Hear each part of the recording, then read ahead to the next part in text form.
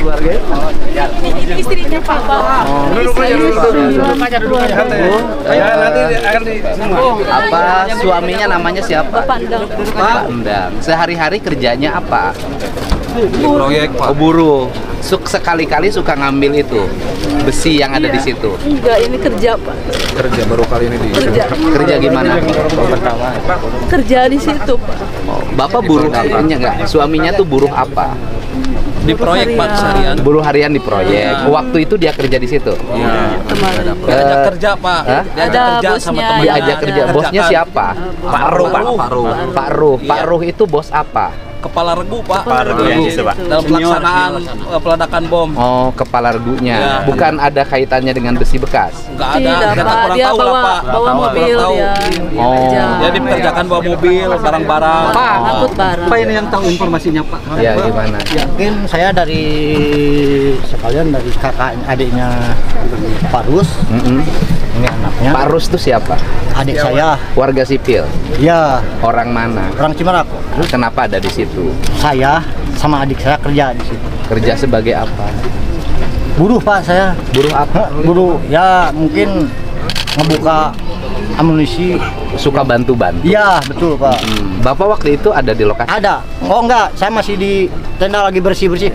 Kan rencananya mau balik kanan Pak. Oh, Bapak juga di situ suka ikut kerja? Udah lama Pak. Ya Sudah berapa tahun? 10 tahun lebih Pak. Oh, Bapak Ya, sudah 10 tahun? Iya. Dapat upahnya bagaimana? Cuma 150.000 sehari. Bapak udah terlatih di situ? Mungkin otodidak Pak. Otodidak. Otodidak. Suka ngebantuin lah. Iya. Belum pernah terjadi apa-apa lah ya. Selama 10 tahun alhamdulillah Pak. Kalau dilihat dari fisik Pak, udah yakin itu nggak bakalan meledak Pak. Apa sih yang diledakin? Detonator. Sebenarnya itu bukan diledakin Pak, mau direndam biar sama air laut, biar kan air laut kan kena besi cepat karat. Meledaknya sebelum direndam air laut apa sesudah? Sebelum. Bapak termasuk yang sering ngerjain itu? Tiap Aman tahun. terus? Insya Allah Pak. Baru sekarang? Iya. Itu menurut Bapak kenapa nggak beleduk? Kurang tahu juga Pak. Nah, dengan peristiwa ini gimana, Bu? Mungkin ini anaknya Pak. Nah, anaknya. Mana ibunya?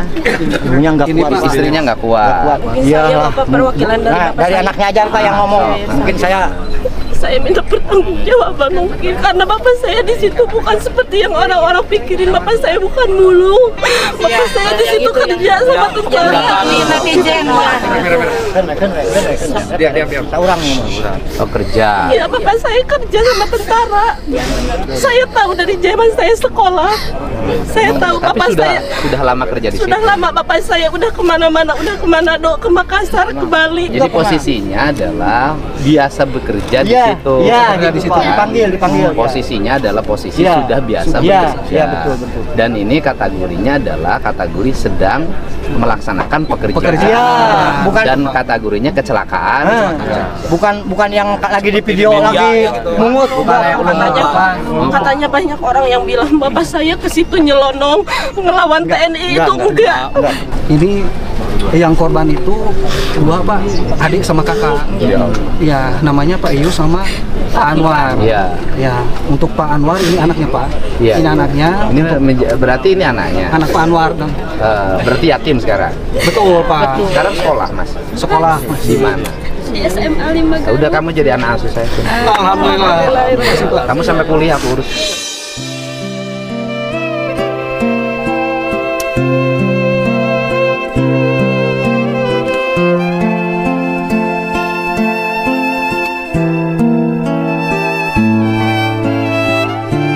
Seluruh anak-anak dari korban, seluruh sampai perguruan tinggi saya yang ngurus.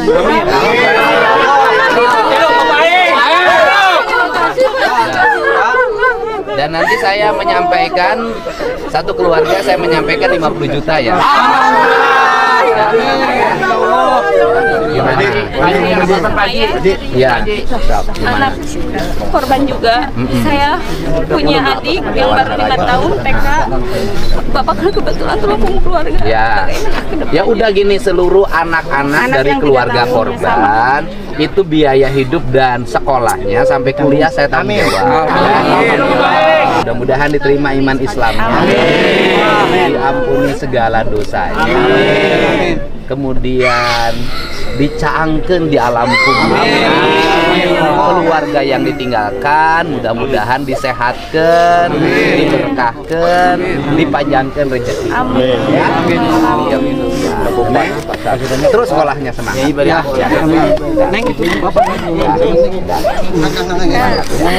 Ya. Assalamualaikum warahmatullahi wabarakatuh. Salam Om Swastiastu, Namo Buddhaya. Salam kebajikan dan salam sejahtera untuk kita semua. Pemirsa sekalian, barusan kita menyimak di mana Kang Deddy Mulyadi yang adalah Gubernur Jawa Barat ini menemui keluarga korban. Jujur, sampai hari ini pun saya belum mengerti dengan persoalan dari kasus ini. Kenapa warga sipil bisa diizinkan untuk bekerja dalam sebuah pekerjaan yang menurut saya sangat-sangat fatal untuk memusnahkan amunisi. Sekali lagi, sampai sekarang saya secara pribadi tidak mengerti mekanisme atau prosedural dalam memusnahkan amunisi-amunisi yang sudah kadaluarsa ini. Kenapa rakyat sipil bekerja di situ? Itu yang sampai saat ini masih menjadi pertanyaan besar dalam diri saya. Poin yang kedua, dari cuplikan video ini, sesungguhnya ada tetesan air mata. Ada rasa haru yang begitu luar biasa. Gara-gara keputusan, gara-gara kebijakan, gara-gara ketulusan hati yang dipersembahkan oleh Deddy Mulyadi yang adalah Gubernur Jawa Barat ini. Semua keluarga korban akan saya pertanggungjawabkan. Dan semua keluarga korban akan saya urus anak-anak mereka sampai kuliah. Bahkan saya akan memberikan santunan sebesar 50 juta rupiah. Itu adalah sebuah statement ketulusan, rasa tanggung jawab yang begitu luar biasa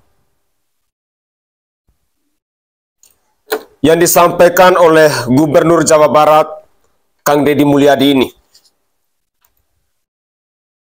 Terus terang, air mata saya berlinang ketika mendengar statement yang diucapkan oleh Kang Deddy Mulyadi ini. Ketulusannya begitu luar biasa, keberpihakannya kepada orang-orang yang sedang dalam musibah, yang sedang dalam persoalan hidup, benar-benar dipersembahkan oleh Kang Deddy Mulyadi yang adalah Gubernur Jawa Barat ini.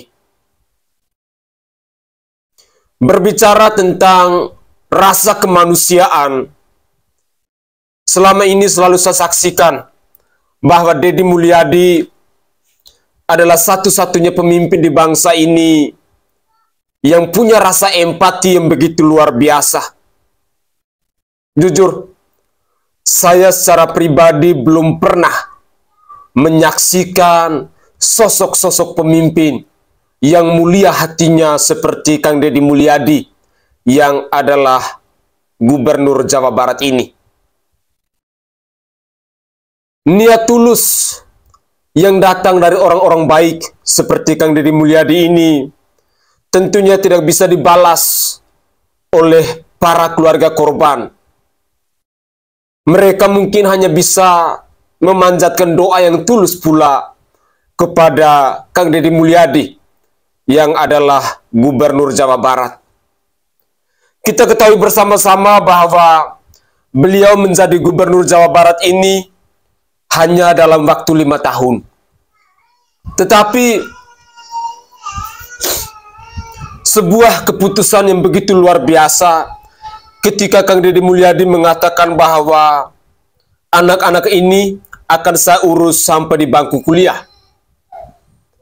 Tentu adalah sebuah statement yang mengejutkan buat kita semua. Tetapi mari kita berdoa bersama-sama. Semoga segala niat baik yang dipersembahkan oleh Kang Deddy Mulyadi untuk menolong, untuk membantu orang-orang kecil ini bisa mendapatkan ridho yang mulia dari Allah yang Maha Esa. Pemirsa sekalian, air mata yang berlinang yang mengalir entah dari saya maupun dari para pemirsa sekalian yang menyimak cuplikan video ini ataupun dari keluarga korban, tentu adalah air mata rasa terharu ketika kita melihat bahwa ada orang-orang baik, ada pemimpin yang benar-benar tulus hatinya, mulia niatnya untuk menolong, untuk meringankan beban-beban penderitaan yang dialami oleh orang-orang susah. Kalau kita mau melihat dari persoalan ini, sesungguhnya ini bukan tanggung jawabnya dari seorang Kang Deddy Mulyadi. Tetapi sesungguhnya Kang Deddy Mulyadi harus mencari tahu kenapa ada rakyat sipil yang terlibat aktif, bahkan sudah sampai 10 tahun lebih, bekerja untuk memusnahkan amunisi-amunisi yang sudah kedaluarsa itu. Saya berharap di balik niat baik dari Kang Deddy Mulyadi yang telah meringankan beban penderitaan dari para keluarga korban, di mana ada 9 warga sipil dan 4 diantaranya adalah anggota TNI aktif. Saya meminta dengan segala hormat agar Kang Deddy Mulyadi bisa mengusut persoalan ini dengan tuntas. Apakah secara prosedural ini tepat? Karena jujur, kami sebagai rakyat ingin mengetahui kenapa ada warga sipil yang bekerja untuk memusnahkan amunisi yang sudah kedaluarsa itu. Pemirsa sekalian, kita doakan bersama-sama semoga niat baik yang datang dari Kang Deddy Mulyadi ini bisa selalu diberkati, bisa selalu diridhoi, dan semua urusannya selalu dilancarkan. Entah saat ini beliau masih menjabat sebagai orang nomor 1 di Provinsi Jawa Barat, atau mungkin di suatu hari nanti beliau akan menjadi rakyat jelata sama seperti kita. Tetapi mari kita dukung beliau dengan doa-doa yang tulus dari kita, bahwa hari ini memang sangat sulit dan sangat langka kita menemukan sosok-sosok pemimpin yang tulus, sosok-sosok pemimpin yang bertanggung jawab, sosok-sosok pemimpin yang punya rasa empati yang begitu luar biasa kepada orang-orang kecil. Mari kita simak lagi komentar-komentar dari netizen yang lain. Baca, saya juga tadi sama, gak kerasa sampai meneteskan air mata. Ada anak-anak yang baru saja kehilangan bapaknya, kemudian Kang Deddy hadir. Kamu jadi anak aku aja sayang, kamu akan aku urus sampai kamu kuliah. Bapak Aing, lebih dari sekedar istilah keren-kerenan Bapak Aing, tapi di sini kita bisa ngerti bahwa Kang Deddy memang sebenar-benarnya berusaha untuk menjadi bapak dari rakyat kecil, dari orang-orang yang membutuhkan seperti kita. Beliau selalu berusaha hadir untuk menjadi sosok pengayom, sosok ayah untuk rakyatnya. Assalamualaikum warahmatullahi wabarakatuh. Izin saya menjawab kalau pertanyaan saudara mantap Pak Gubernur.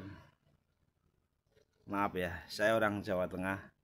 Saya juga salut dengan Gubernur Jawa Barat Pak Deddy Mulyadi.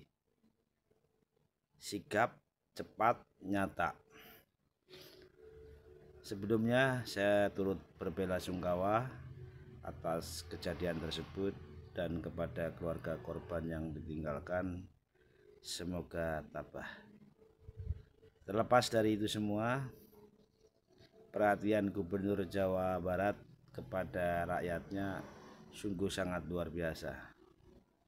Bahkan anak-anak korban ledakan tersebut diambil menjadi anak asuh dengan mengutamakan pendidikan sampai kuliah ditanggung oleh Pak Deddy Mulyadi, oleh Gubernur. Ini luar biasa.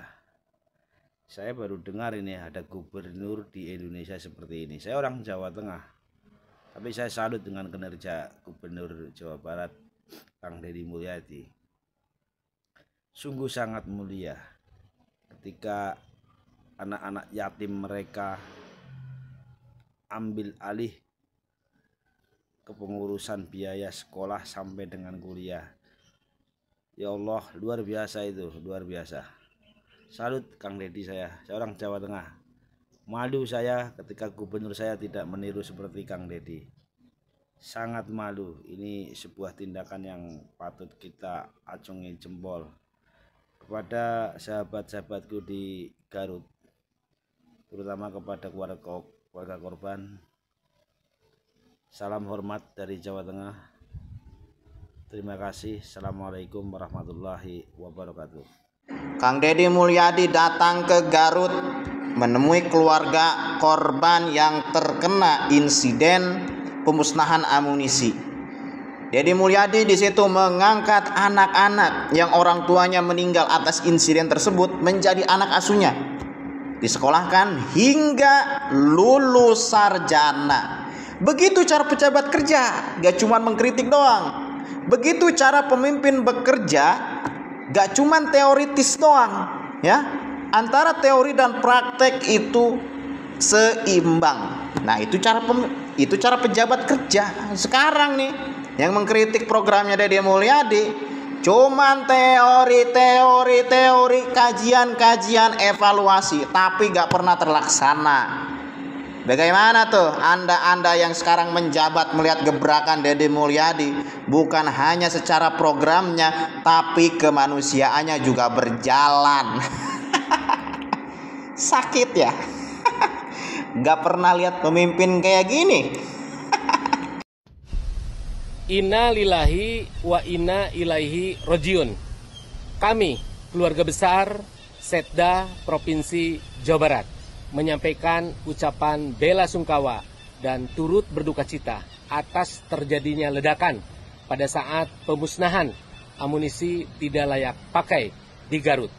Ada 13 korban jiwa, 4 dari TNI dan 9 dari warga masyarakat.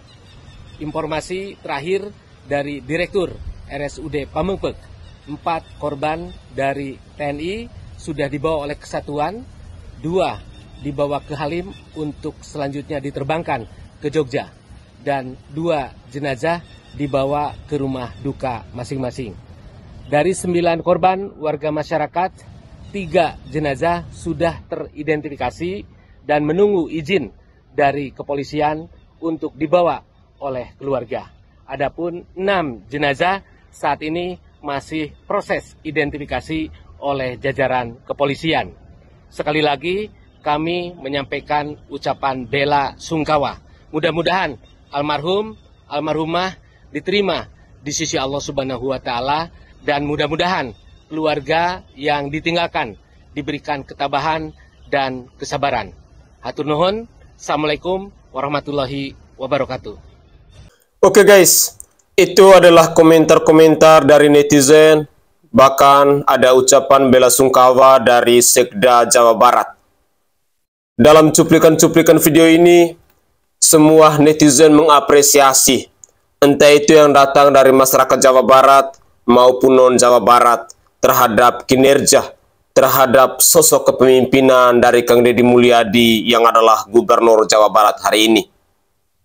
Saya sebagai masyarakat non-Jawa Barat jadinya paham, jadinya mengerti kenapa kaum-kaum elit selama ini selalu berkuar-kuar, selalu menolak, selalu memprotes kebijakan-kebijakan dari Kang Deddy Mulyadi yang adalah Gubernur Jawa Barat ini. Ketika ada masyarakat Jawa Barat yang mengalami musibah seperti ini, saya secara pribadi mau bertanya, di mana sih si Verrell Bramasta yang sering berkuar-kuar di media sosial yang menolak kebijakan-kebijakan dari Kang Deddy Mulyadi itu?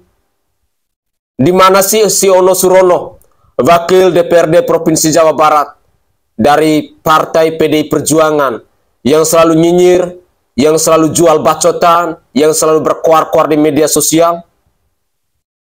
Atau di manakah Maulana Yusuf yang selalu berkuar-kuar di media sosial, memprotes, mengkritik kebijakan dari Kang Deddy Mulyadi ketika ada rakyatnya mengalami musibah-musibah seperti ini?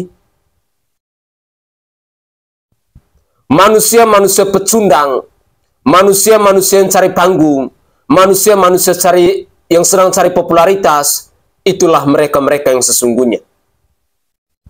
Hanya berkuar-kuar di media sosial, tidak pernah mempersembahkan aksi kerja nyata. Buat kau Ono Surono, buat kau Maulana Yusuf, buat kau Verrell Bramasta, tolong tahu diri. Mulai hari ini saya katakan dengan tegas, tolong kalian-kalian itu tahu diri. Tahu malu. Kalau kalian tahu diri dan tahu malu, lebih mulianya kalau kalian itu mengundurkan diri dari anggota wakil rakyat, dari Dewan Perwakilan Rakyat. Ini adalah bukti bahwa kalian memang tidak bisa bekerja. Kalian hanya berkuar-kuar. Kalian adalah manusia-manusia pecundang, manusia-manusia pengecut yang tidak berpihak kepada rakyat.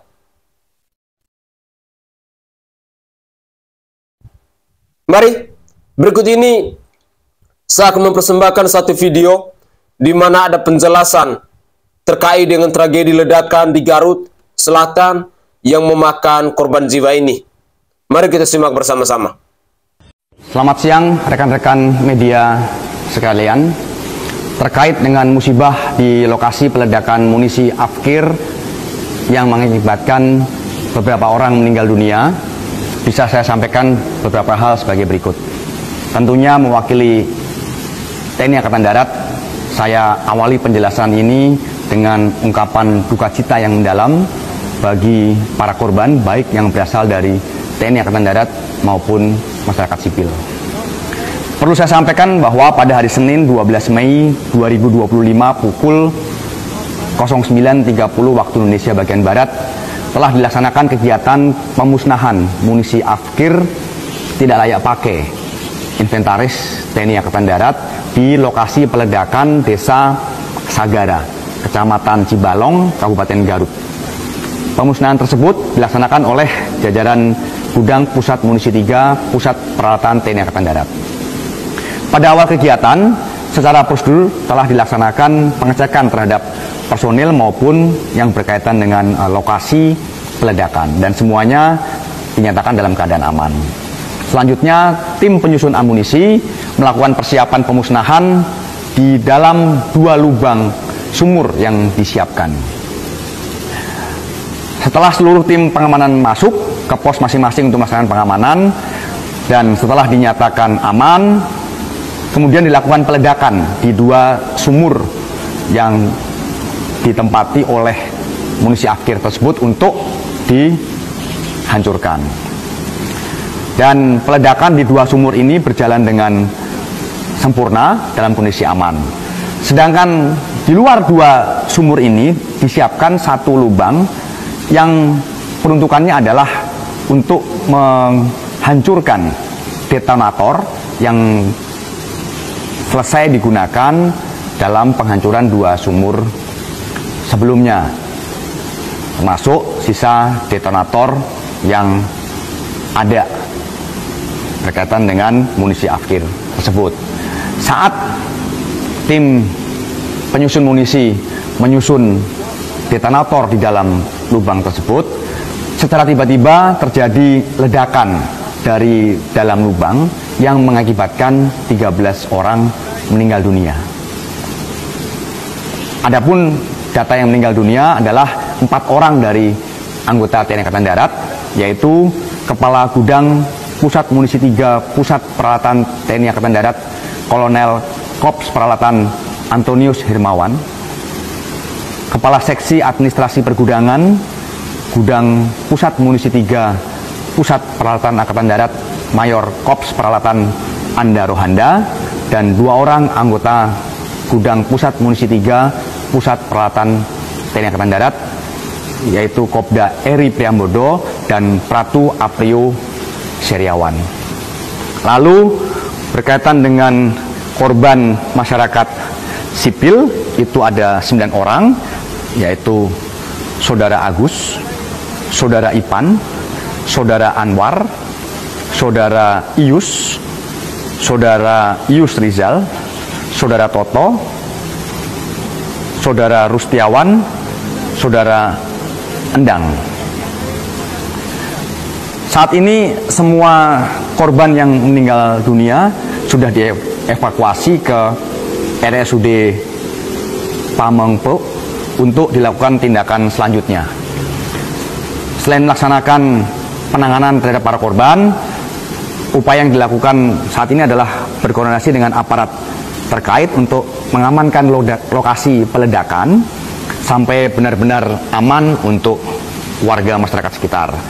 Saat ini lokasi masih disterilkan oleh petugas karena dikhawatirkan masih ada beberapa bahan yang berbahaya atau perlu diamankan. Penyebab dari kejadian tersebut masih dalam tahap penyelidikan oleh tim TNI Angkatan Darat, termasuk terkait dengan korban sipil. Karena perlu kami sampaikan juga pada kesempatan ini bahwa lahan yang digunakan untuk penghancuran munisi Afkir tersebut adalah lahan milik BKSDA Kabupaten Garut yang sudah rutin digunakan untuk memusnahkan munisi Afkir dan lokasinya jauh dari pemukiman warga. Sekali lagi kami segenap jajaran TNI Angkatan Darat mengucapkan rasa bela sungkawa yang sedalam-dalamnya terhadap semua korban, dan para prajurit TNI Angkatan Darat yang menjadi korban dalam musibah ini adalah prajurit-prajurit yang memiliki dedikasi yang tinggi, dan kami juga berduka cita, berbela sungkawa atas meninggalnya korban masyarakat sipil. Kami mengajak seluruh masyarakat Indonesia untuk turut mendoakan para korban dan semua keluarga yang ditinggalkan diberikan ketabahan. Kami akan melaksanakan investigasi secara menyeluruh terkait dengan kejadian ini dan akan kami sampaikan informasi selanjutnya berkaitan dengan perkembangan dari penyelidikan atau investigasi yang dilaksanakan. Demikian informasi yang dapat kami sampaikan. Terima kasih. Yang masih menjadi pertanyaan saya, kenapa warga sipil terlibat aktif atau dipekerjakan untuk memusnahkan amunisi yang sudah kadaluarsa itu?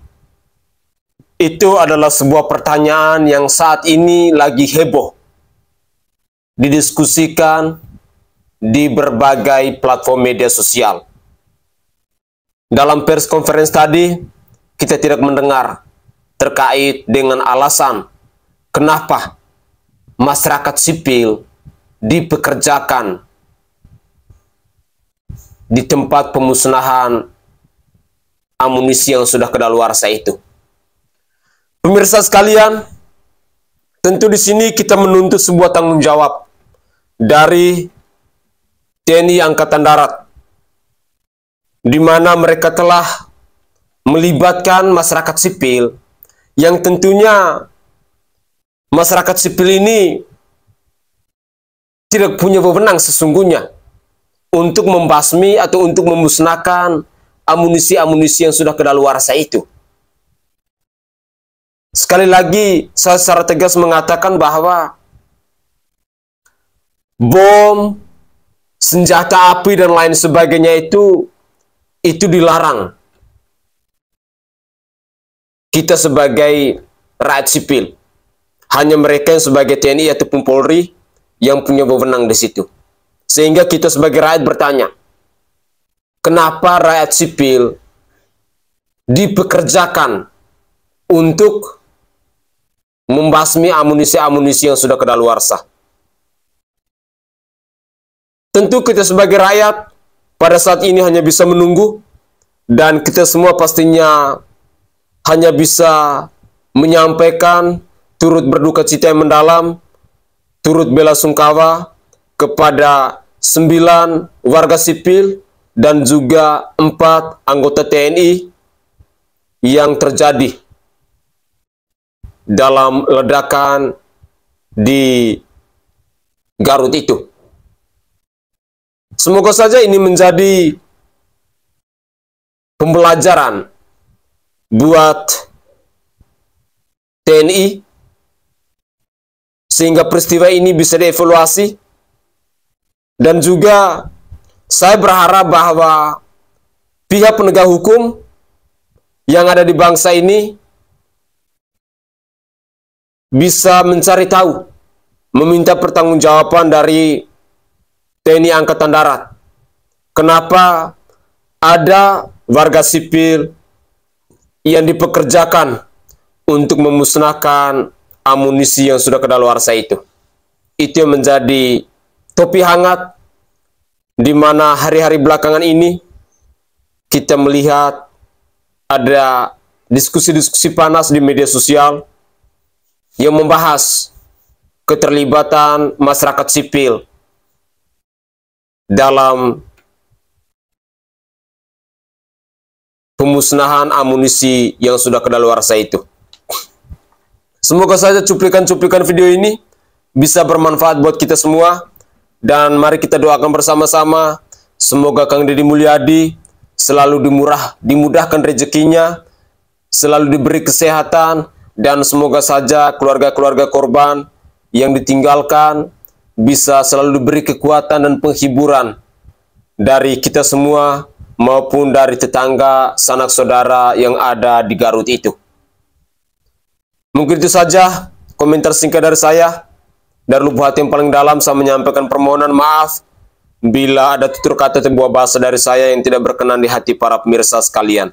Saya Sainai dari Provinsi Nusa Tenggara Timur. Saatnya kita yang rakyat jelata harus berani untuk bersuara.